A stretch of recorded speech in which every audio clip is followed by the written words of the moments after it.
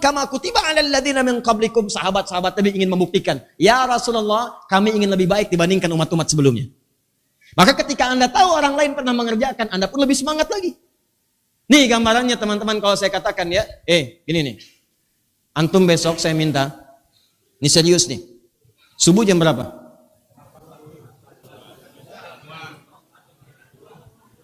Udah 4.40 lah. Ini angkanya harus hati-hati nih mainnya nih.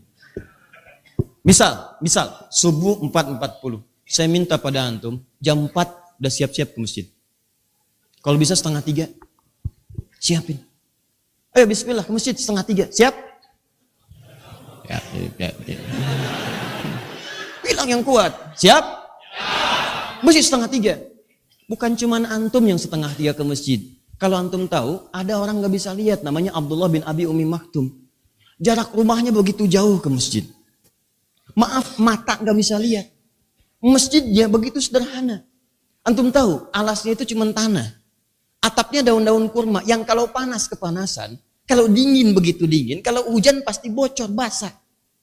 Itu begitu bertanya pada Nabi, ya Rasulullah, aliyah rukhsah, boleh nggak kalau subuh itu saya dapat keringanan sholat di rumah? Sebab kalau maghrib ke isya saya bisa i'tikaf di masjid, berangkat masih terang. Zuhur ke asar saya bisa i'tikaf, tapi kalau subuh ini saya nggak ada penuntun, mata nggak bisa lihat. Jarak rumah ke masjid tidak terlampau ideal seperti sahabat lain. Apakah Nabi langsung mengatakan iya boleh atau jangan? Tidak, Nabi memerintahkan, tidak melarang, tapi bertanya kepada Abdullah bin Abi Umi Maktum radhiyallahu ta'ala anhu. Kata Nabi, atasma'ul adzan, apakah Anda masih mendengar suara adzan? Kata beliau, bala. Iya, ya Rasulullah. Perhatikan kalimatnya. Madum tatasma'ul adzan fa'addiha fil masjid. Selama kamu masih mendengar suara adzan, maka berusahalah tunaikan ke masjid. Anda bayangkan. Sudah sepuh, mata nggak bisa lihat, jarak rumah terlampau agak jauh dari masjid, kedengaran suara adzan. Makanya kata para ahli fikih diantaranya, khusus terutama adzan subuh itu dianjurkan yang muadzin itu jangan terlampau melambai-lambai. Suaranya yang kuat, sehingga terdengar orang semangat bangun.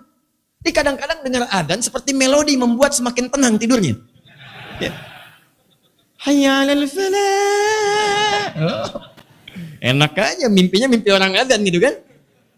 Yang kuat. Hayya 'alal falah. Kedengaran.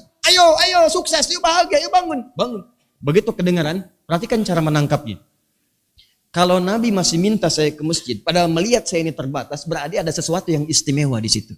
Demikian cara membacanya. Nabi tahu fisik saya ini nggak bisa lihat. Nabi tahu rumah saya nggak terlampau dekat dengan masjid, tapi Nabi masih minta saya ke masjid. Berarti ada yang istimewa dalam perintah itu. Maka cara berpikir demikian merubah keadaan beliau. Datang ke masjidnya, berangkat lebih awal. Kalau kita ilustrasikan, subuh 4.40, itu 2:30 udah berangkat. Berangkat, raba jalan, sampai datang ke masjid, sampai sudah jalan terbiasa, lama-lama beliau yang menyiapkan masjid, yang azan pun awalnya Bilal bin Rabah azan, sejak peristiwa itu Abdullah bin Abi Umi Maktum azan.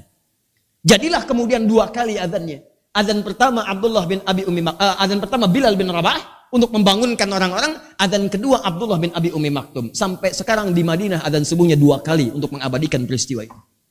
Jadi kalau antum sedang ke Madinah untuk bersiap-siap umrah atau haji, antum mendengar misalnya subuhnya 4.40 di jam, tapi jam 4 sudah azan.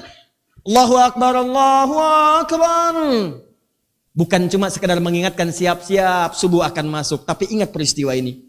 Adzan itu dikumandangkan salah satunya sebagai gambaran ada kisah di masa lalu. Orang tua aja mata enggak lihat bisa meraba jalan 2:30 ke masjid. Masjidnya sangat sederhana.